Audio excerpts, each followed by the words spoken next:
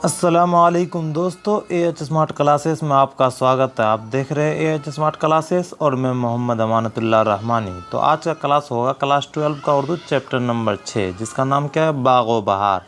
اور یہ ایک داستان ہے جس کے موسٹ VVI آبجیکٹیو کوسچن اس ویڈیو میں ہم لوگ کور کرنے والے ہیں۔ اگر آپ لوگ ہمارے چینل پہ پہلی بار آئے تو ہم بتا دے رہے ہیں، ہمارے چینل پہ کلاس 12 کا اردو کا بہترین طریقے سے تیاری کرایا جا رہا ہے۔ تو پہلے بک پڑھایا جاتا ہے، لائن بائی لائن ایکسپلیشن، ایک ایک لائن پڑھ کر اس کو سمجھایا جاتا ہے۔ اس کے بعد پھر اسی چیپٹر کا آبجیکٹیو کوسچن لاتے ہیں۔ تو اسی طرح ابھی چیپٹر 6 کا ویڈیو اپلوڈ کر چکے ہیں، آج اس کا آبجیکٹیو کوسچن ہم کرنے والے ہیں۔ تو ویڈیو میں آپ لوگ بنے رہے۔ اگر آپ لوگ کو ویڈیو اچھا لگے گا تو لائک ضرور کیجیے گا اور کامنٹ میں بتائیے گا کیسا لگے گا۔ چلیے آج کا کلاس شروع کرتے ہیں۔ چیپٹر کا نام کیا ہے؟ باغ و بہار۔ اور یہ ایک داستان ہے جس کے مصنف کون ہے؟ میر امن دہلوی۔ تو اس کا ایک ایک لائن پڑھ کر ہم آپ کو سمجھا چکے ہیں اس سے پچھلے والے ویڈیو میں۔ اگر آپ لوگ نہیں دیکھے تو ہمارے چینل پہ اپلوڈ ہے، جائیے آسانی سے وہاں سے پڑھ لیجیے گا۔ چلیے بنا دیری کرتے ہوئے کوسچن آنسر کی اور چلتے ہیں۔ کوسچن نمبر 1 آپ لوگ کا ہے، باغ و بہار کا تعلق کس صنف سے ہے؟ تو باغ و بہار کا تعلق جو ہے وہ کس صنف سے ہی آپ سے پوچھا جا رہا ہے۔ تو آپ لوگ آپشن پڑھیے، اس کا آنسر آپ کو بتانا ہے۔ تو آپشن پڑھ چکے ہیں تو رائٹ آپشن کیا ہو جائے گا؟ آپشن نمبر ڈی، داستان۔ باغ و بہار کا تعلق جو ہے کس صنف سے ہے؟ تو یہ ایک داستان ہے، تو رائٹ آپشن ہو جائے گا آپشن نمبر ڈی، داستان۔ چلیے اگلا کوسچن کرتے ہیں۔ باغ و بہار میں کتنے درویش کے قصے بیان کیے گئے ہیں؟ باغ و بہار میں کتنے درویشوں کے قصے بیان کیے گئے ہیں؟ اگر آپ لوگ اس سے پہلے والا ویڈیو دیکھیں تو آپ کو پتہ ہوگا باغ و بہار کو 4 حصہ میں بانٹا گیا تھا، جس کا چوتھا حصہ ہمارے سلیبس میں دیا گیا ہے۔ اس کو ہم لوگ بہت اچھے طریقے سے کور کر چکے ہیں۔ اگر آپ لوگ نہیں دیکھے تو ہمارے چینل پہ اپلوڈ ہے، وہاں جائیے اور پڑھ لیجیے گا۔ اس کے بعد آپ سے ایک بھی کوسچن نہیں چھوٹے گا، اس بات کا تو گارنٹی ہے۔ تو باغ و بہار میں کتنے درویشوں کے قصے بیان کیے گئے؟ تو 4 حصہ میں بانٹا گیا تھا اور چوتھا حصہ ہمارے کتاب میں ہے۔ تو رائٹ آپشن کیا ہو جائے گا؟ آپشن نمبر سی، 4۔ چلیے اگلا کوسچن کرتے ہیں۔ قصہ آزاد بخت کا کس کتاب کا حصہ ہے؟ قصہ آزاد بخت کا جو ہے کس کتاب کا حصہ ہے، یہ آپ سے پوچھا جا رہا ہے۔ تو آپ لوگ آپشن پڑھیے، اس کا آنسر آپ کو بتانا ہے۔ تو رائٹ آپشن کیا ہو جائے گا؟ آپشن نمبر بی، باغ و بہار۔ قصہ آزاد بخت کا جو ہے کس کتاب کا حصہ؟ باغ و بہار کا ہے۔ چلیے اگلا کوسچن دیکھتے ہیں۔ قصہ گوئی کی قدیم نثری صنف کو کیا کہتے ہیں؟ قصہ گوئی کی قدیم نثری صنف کو کیا کہتے ہیں، یہ آپ سے پوچھا جا رہا ہے۔ تو آپ لوگ آپشن پڑھیے، اس کا آنسر آپ کو بتانا ہے۔ تو رائٹ آپشن کیا ہو جائے گا؟ آپشن نمبر اے، داستان۔ قصہ گوئی کی نثری صنف کو کیا کہتے ہیں؟ داستان۔ یاد رکھنا، آپ کے ایگزام میں پوچھا بھی جائے گا۔ چلیے اگلا کوسچن کرتے ہیں۔ کس کی خواہش پر میر امن نے باغ و بہار جیسی کتاب ترجمہ کی ہے؟ کس کی خواہش تھی جو باغ و بہار جیسی کتاب کی ترجمہ کی جائے؟ تو آپ لوگ آپشن پڑھیے، اس کا آنسر آپ کو بتانا ہے۔ تو رائٹ آپشن کیا ہو جائے گا؟ آپشن نمبر بی، جان کلکرسٹ۔ کس کی خواہش پر میر امن نے باغ و بہار جیسی کتاب ترجمہ کی تھی؟ جان کلکرسٹ۔ اور یہ بہت ہی امپورٹنٹ کوسچن ہے، کوسچن نمبر 5 یاد رکھیے گا آپ لوگ، آپ کے ایگزام میں بھی دیکھنے کو ملے گا۔ اگر آپ لوگ 2024 کا کوسچن دیکھیے گا تو اس میں بھی آپ کو یہ کوسچن دیکھنے کو ملے گا، یاد رکھنا ہے۔ چلیے اگلا کوسچن کرتے ہیں۔ فورٹ ولیم کالج کہاں قائم کیا گیا؟ فورٹ ولیم کالج جو ہے وہ کہاں قائم کیا گیا تھا، یہ آپ سے پوچھا جا رہا ہے۔ تو آپ لوگ آپشن پڑھیے، اس کا آنسر آپ کو بتانا ہے۔ تو آپشن پڑھ چکے ہیں تو رائٹ آپشن کیا ہو جائے گا؟ آپشن نمبر اے، کولکتہ میں فورٹ ولیم کالج ہے اور وہیں سے باغ و بہار جیسی کتاب کا پرکاشن ہوا تھا، یاد رکھنا ہے۔ چلیے اگلا کوسچن کرتے ہیں۔ کس صنف میں مافوق الفطری عناصر کی کارفرمائی ہوتی ہے؟ کس صنف میں مافوق الفطری عناصر کی کارفرمائی ہوتی ہے؟ تو آپ لوگ آپشن پڑھیے، داستان، انشائیہ، افسانہ، ناول۔ تو رائٹ آپشن کیا ہو جائے گا؟ آپشن نمبر اے، داستان میں۔ کس صنف میں مافوق الفطری کا عناصر کارفرمائی ہوتی ہے؟ داستان میں۔ چلیے آگے دیکھتے ہیں۔ میر امن دہلوی سے کون سی نثری کتاب منسوب ہے؟ میر امن دہلوی سے کون سی نثری کتاب منسوب ہے، یہ آپ سے پوچھا جا رہا ہے۔ تو آپ لوگ آپشن پڑھیے، اس کا آنسر آپ کو بتانا ہے۔ تو آپ لوگ آپشن پڑھ چکے ہیں تو رائٹ آپشن اس کا کیا ہو جائے گا؟ آپشن نمبر بی، باغ و بہار۔ میر امن دہلوی سے جو ہے باغ و بہار جیسی کتاب منسوب ہے۔ اگلا کوسچن آپ کا ہے، ملک صادق سے شہزادے کے والد کا کیا رشتہ تھا؟ ملک صادق سے شہزادے کے والد، شہزادے والا پورا کہانی تو مست کہانی تھا، بہت بہترین طریقے سے ہم پڑھا چکے ہیں۔ اگر آپ لوگ نہیں پڑھے تو جائیے، چینل پہ اپلوڈ ہے، آسانی سے آپ لوگ پڑھ سکتے ہیں اور اس کے بعد آپ کو مزہ آ جائے گا۔ تو ملک صادق سے شہزادے کے والد کا کیا رشتہ تھا؟ دوستی کا تھا۔ تو رائٹ آپشن کیا ہو جائے گا؟ آپشن نمبر اے۔ چلیے آگے دیکھتے ہیں۔ شامل نصاب اقتباس باغ و بہار کے کس درویش کی کہانی سے ماخوذ ہے؟ کیا ہے شامل نصاب؟ آپ کی کتاب میں جو शामिल निसाब बागो बहार है वो किस दरवेश की कहानी से माखूज है। देखिए हम बताए थे ना चौथे दरवेश से, मतलब चौथा हिस्सा हमारे किताब में है तो वही चौथे दरवेश से है। राइट ऑप्शन हो जाएगा आपका option number A.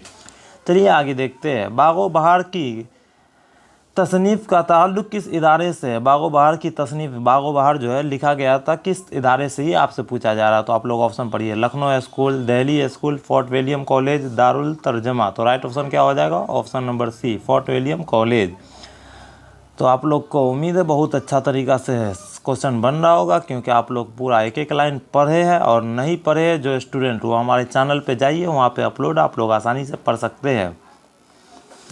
Question number 12 है, मीर अमन की दूसरी किताब का नाम क्या है। तो मीर अमन की दूसरी किताब का नाम आपसे पूछा जा रहा है। तो आप लोग ऑप्शन पढ़िए, ख्वाब व ख्याल, गंज खूबी, नोतर्ज, मरसा, फसाना आजाब। तो राइट ऑप्शन क्या हो जाएगा, ऑप्शन नंबर बी, गंजाए खूबी, गंज खूबी। मीर अमन की दूसरी किताब का नाम क्या है, गंज खूबी। चलिए आगे देखते हैं, बागो बहार किस फ़ारसी किताब का तर्जमा है। बागो बहार जो है एक फ़ारसी किताब का तर्जमा है, और किस किताब का तर्जमा ये आपसे पूछा जा रहा है। तो आप लोग ऑप्शन पढ़ चुके हैं, तो राइट ऑप्शन क्या हो जाएगा, ऑप्शन नंबर ए, किस्सा चार दरवेश। किस्सा चार दरवेश का ही फ़ारसी तर्जमा बागो बहार है, याद रखना। चलिए आगे देखते हैं, मीर अमन का तखल्लुस क्या था। हाँ, मीर अमन का तखल्लुस क्या, और एक स्टूडेंट कमेंट किया हुआ था जो मीर तखल्लुस किससे कहते हैं सर, तो उसके लिए ये जो आप याद रखिएगा आप लोग, तखल्लुस किसको कहते हैं। जैसे मीर अमन तो शायर है मीर अमन, तो वो अपने शायरी में अमन यूज़ करते हैं, तो इसका तखल्लुस तो लुत्फ़ है मीर अमन का। लेकिन अक्सर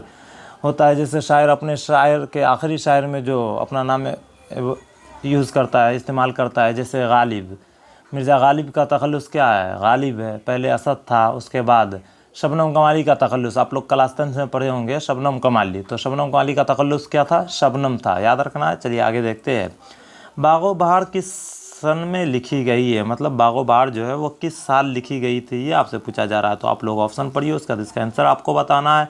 तो राइट ऑप्शन क्या हो जाएगा, ऑप्शन नंबर बी, 1801 ईस्वी में बागो बहार लिखी गई थी। चलिए आगे देखते हैं, बागो बहार के मुसन्निफ़ कौन है। बागो बहार जो किताब है उसके लेखक कौन है, ये आपसे पूछा जा रहा है। तो आप लोग ऑप्शन पढ़िए, उसका इसका आंसर आपको बताना है। तो ऑप्शन पढ़ चुके हैं, तो राइट ऑप्शन क्या हो जाएगा, ऑप्शन नंबर बी, मीर अमन देहलवी जो है बागो बहार के मुसन्निफ़ है। चलिए अगला क्वेश्चन करते हैं, उर्दू की पहली अदबी दास्तान की निशानदी कीजिए। क्या कहा जा रहा है, उर्दू की पहली अदबी दास्तान की निशानदी कीजिए। तो आप लोग ऑप्शन देखिए पहले, फसानाए आजाब, बागो बहार, सबरस, फसानाए आज़ाद। तो राइट ऑप्शन क्या हो जाएगा, ऑप्शन नंबर बी, बागो बहार। उर्दू की पहली अदबी दास्तान की निशानदी कीजिए, तो क्या हो जाएगा, बागो बहार। याद रखना, वेरी वेरी इंपॉर्टेंट क्वेश्चन है। चलिए क्वेश्चन नंबर 18 करते हैं, दास्तान सबरस के मुसन्निफ़ कौन है। दास्तान सबरस, दास्तान देखिए सबरस एक जो है वो भी एक दास्तान है, और उसके मुसन्निफ़ कौन है ये आपसे पूछा जा रहा है। और ये क्वेश्चन भी बहुत ही इंपॉर्टेंट है, आप लोग पिछले साल का क्वेश्चन उठाकर देखिएगा तो आपको ये भी क्वेश्चन देखने को मिलेगा। दास्तान सबरस के मुसन्निफ़ कौन है, मुल्ला वजी। राइट ऑप्शन हो जाएगा इसका ऑप्शन नंबर बी। चलिए अगला क्वेश्चन करते हैं, मीर अमन की तसनीफ़ गंज खूबी किस किताब का तर्जमा है। मीर अमन की तसनीफ़ मतलब मीर अमन का लिखा हुआ जो गंज खूबी है वो किस किताब का तर्जमा, ये आपसे पूछा जा रहा है। तो आप लोग ऑप्शन पढ़िए, उसका इसका आंसर आपको बताना है। तो ऑप्शन पढ़ चुके हैं, तो राइट ऑप्शन क्या हो जाएगा, ऑप्शन नंबर डी, अखलाक मोहसनी। याद रखना है, बहुत ही इंपॉर्टेंट क्वेश्चन है। मीर अमन की तसनीफ़ मतलब मीर अमन का लिखा हुआ जो गंज खूबी है वो किस किताब का तर्जमा है। तो अखलाक मोहसनी नाम का एक किताब था, उसी का तर्जमा है, याद रखना है। चलिए अगला क्वेश्चन करते हैं, फोर्ट विलियम कॉलेज में मीर अमन की बहाली कितने रुपये माहाना पर हुई थी। फोर्ट विलियम कॉलेज पर मीर अमन की बहाली मतलब नौकरी जो है कितने रुपये महीना पर हुई थी, ये आपसे पूछा जा रहा है। तो आप लोग ऑप्शन पढ़ चुके हैं, तो राइट ऑप्शन क्या हो जाएगा, ऑप्शन नंबर बी, 40 रुपये महीने पर फोर्ट विलियम कॉलेज में मीर अमन की बहाली हुई थी, याद रखना है। चलिए आगे देखते हैं, दिल्ली में अहमद शाह इब्दाली के हमला के वक्त मीर अमन की जागीर किसने लूट ली। ये देखिए, अगर आप लोग कहानी पढ़े होंगे, कहानी से पहले मुसन्निफ़ के बारे में, तो उसमें पूरा लाइन बाय लाइन हम समझा दिए। मीर अमन जो थे दिल्ली में अहमद शाह इब्दाली के हमला के वक्त मीर अमन की जागीर किसने लूट ली थी, तो सूरज मिल जाट ने। राइट ऑप्शन हो जाएगा ऑप्शन नंबर बी। चलिए आगे देखते हैं, वो कौन सा सुरमा था जिसको लगाने से जिन्नातों की दुनिया नज़र आने लगती थी। देखिए ये भी हम बताए थे, जो आपके एग्ज़ाम में पूछा जाएगा, वो कौन सा सुरमा था। मतलब जब हम लाइन बाय लाइन एक्सप्लेनेशन कर रहे थे तो वहाँ पर ये लाइन जब आया था तो आपको हम बताए थे, ये क्वेश्चन याद रखना, आपके एग्ज़ाम में पूछा जाएगा। सुलमानी सुरमा जो है उसको लगाने से जिन्नातों की दुनिया नज़र आने लगती है। तो वो कौन सा सुरमा था जिसको लगाने से जिन्नातों की दुनिया नज़र आने लगती है? तो सुलमानी सुरमा। मुबारक जो है शहजादे को सुलमानी सुरमा लगाते हैं तो वो फिर जिन्नातों की दुनिया उसको नज़र आने लगता था। पूरा कहानी आप लोग पढ़े, आपको पता ही होगा। चलिए आगे देखते हैं। कॉलेज की तरफ से बागो बहार पर मीर अमन को कितने रुपये इनाम मिले थे? कॉलेज की तरफ से बागो बहार जो किताब है उसको लिखने पर, तर्जमा करने पर मीर अमन को कितने रुपये मिले थे, ये आपसे पूछा जा रहा है। तो आप लोग ऑप्शन पढ़िए, 200 रुपये, 300 रुपये, 400 रुपये, 500 रुपये। तो राइट ऑप्शन क्या हो जाएगा? ऑप्शन नंबर डी, 500 रुपये। मीर कॉलेज की तरफ से बागो बहार पर मीर अमन को कितने रुपये का इनाम मिला था? तो 500 रुपये का। और ये क्वेश्चन भी बहुत ही इंपॉर्टेंट है, याद रखना है। तो आज का चैप्टर यहीं पर ख़त्म होता है। अगर आप लोग का इसका PDF नोट्स चाहिए तो ये मेरा व्हाट्सअप नंबर है 9835659211। इस पे आप लोग मैसेज कीजिएगा, सर मुझे सर मुझे PDF चाहिए उर्दू का 12 का, तो हम आपको PDF प्रोवाइड करा देंगे। अगर आप लोग पहली बार हमारे चैनल पे आए तो हम बता दे रहे हैं, हमारे चैनल पे क्लास 12 का उर्दू मुकम्मल तरीके से तैयारी कराया जाएगा। और इसके बाद हम ग्रामर का 30 दिन का कोर्स लाएंगे जिसमें बेहतरीन तरीके से आपको ग्रामर समझाएंगे और 100% आपको समझ में आएगा। अगर आप लोग चैनल को अभी तक सब्सक्राइब नहीं किए तो पहले चैनल को सब्सक्राइब कर लीजिए, उसके बाद वीडियो को लाइक कर इस वीडियो को ज़्यादा से ज़्यादा शेयर कीजिए ताकि जितने भी नए स्टूडेंट हैं वो सब जुड़ सके। चलिए आज का क्लास यहीं पर ख़त्म करते हैं। अस्सलाम वालेकुम।